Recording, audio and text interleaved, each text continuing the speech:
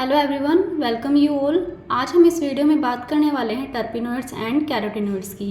MSc के अंदर terpenoids and carotenoids as a topic दिया हुआ है और इसके अंदर काफ़ी सारे सब टॉपिक दिए हुए हैं। लेकिन आज के हम इस वीडियो के अंदर कुछ जो टर्म्स हैं उनको डिस्कस करेंगे और जानेंगे कि टर्पिन्स क्या होते हैं, टर्पिनॉइड्स क्या होते हैं, आइसोप्रीन क्या होती है और कैरोटिनॉइड्स क्या होते हैं।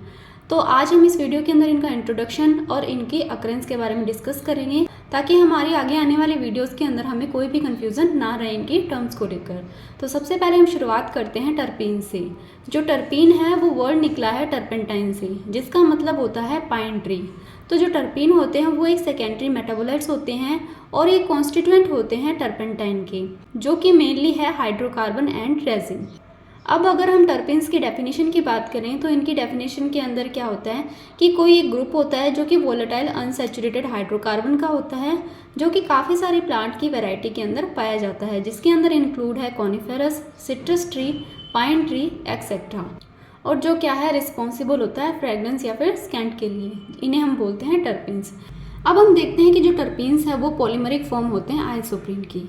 अब आइसोप्रीन क्या होता है इसे हम आगे डिस्कस करेंगे। अभी के लिए आप इतना समझ लीजिए कि टर्पिन होते हैं वो पॉलीमरिक फॉर्म होते हैं आइसोप्रीन की। अब हम टर्पिन्स के एग्जाम्पल देखते हैं। टर्पिन के एग्जाम्पल के तौर पर आएगा alpha benign, Mersin, alpha Humulin etcetera. अब हम बात करते हैं टर्पिन की प्रॉपर्टीज़ की। टर्पिन की प्रॉपर्टीज़ को हम दो तरीके से देखेंगे, फिजिकल प्रॉपर्टी और केमिकल प्रॉपर्टी। फिजिकल प्रॉपर्टी के अंदर जो टर्पीन है वो रखेगा गुड फ्रेग्रेंस, और ये क्या होता है वोलेटाइल होता है, और कुछ टर्पिन्स होते हैं वो पॉइजनस होते हैं। जनरली वही टर्पिन्स पॉइजनस होंगे जो कि नॉन वोलेटाइल होंगे।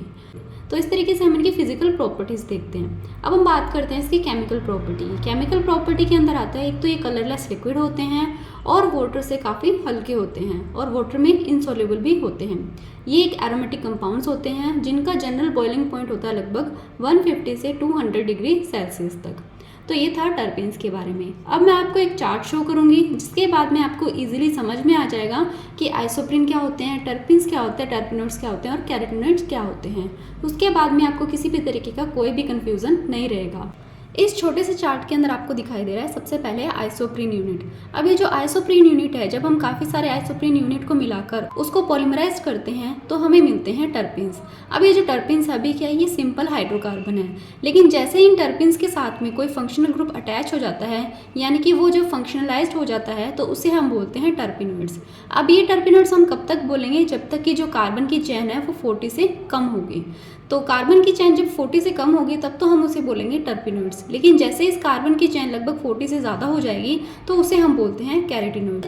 तो आई होप आपको इस छोटे से चार्ट से इजीली समझ में आया होगा कि इन चारों के अंदर क्या कुछ डिफरेंस है। तो अभी हमने देखा टर्पिन्स के बारे में। अब हम बात करते हैं टर्पिनॉइड्स की। टर्पिनॉइड्स होते हैं उसे हम बोलते हैं आइसोप्रीनॉइड्स। ये क्या होती है, ये एक केमिकल कंपाउंड की क्लास होती है जो कि आइसोप्रीन से प्रोड्यूस होती है। अब यहाँ पर क्या हो, ये एक मल्टीसाइक्लिक स्ट्रक्चर रखते हैं जिसके अंदर oxygen containing functional group present होता है, या फिर अगर हम दूसरे शब्दों में बोलें तो जो टर्पिनॉइड्स है वो एक हाइड्रोकार्बन होते हैं प्लांट ओरिजिन के, और जिनका जो जनरल फॉर्मूला होता है वो होता है C5H8 में क्या होता है, इस फॉर्मूला के साथ में अगर ये ऑक्सीजनेटेड या फिर हाइड्रोजनेटेड या फिर डिहाइड्रोजनेटेड डेरिवेटिव भी शो करते हैं।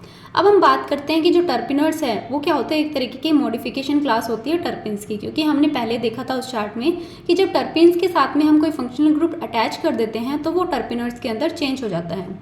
अब यहाँ पर क्या है, यहाँ पर है डिफरेंट फंक्शनल ग्रुप, मतलब ये क्या है टर्पिन के मॉडिफिकेशन क्लास है, साथ में क्या है डिफरेंट फंक्शनल ग्रुप अटैच है। ये फंक्शनल ग्रुप कौन कौन से हो सकते हैं, वो हो सकते हैं अल्कोहल, कीटोन्स, एल्डिहाइड या फिर ऑक्सीडाइज्ड मिथाइल ग्रुप, जिसे हम लगा भी सकते हैं या हटा भी सकते हैं डिफरेंट प्लेसेस पर चेन की। अब हम टर्पिनॉइड्स के एग्जाम्पल देखते हैं।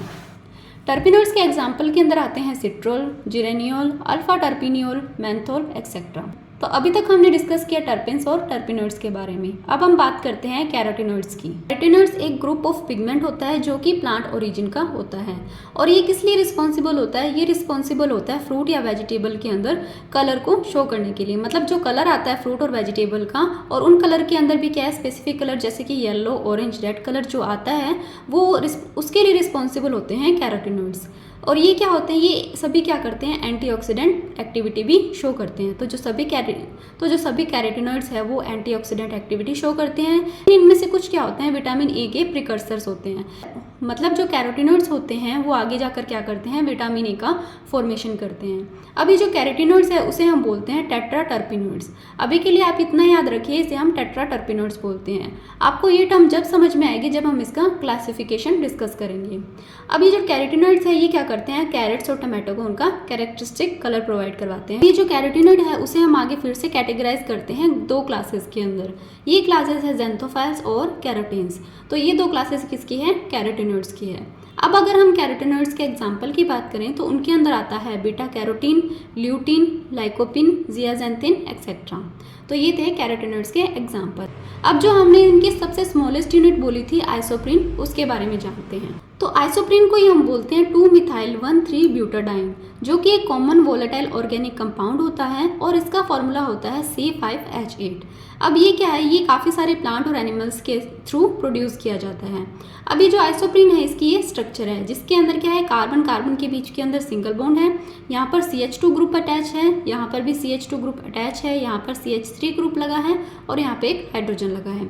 और इसे हम स्ट्रक्चर को इस तरीके से भी डिनोट कर सकते हैं। तो ये है आइसोप्रीन की स्ट्रक्चर।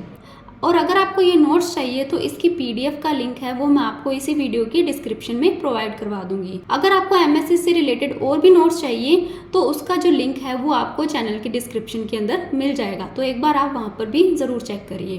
तो इस वीडियो के लिए इतना ही। आई होप आपको वीडियो अच्छा लगा होगा। अगर वीडियो अच्छा लगा तो please like, share and subscribe कीजिए। Thank you.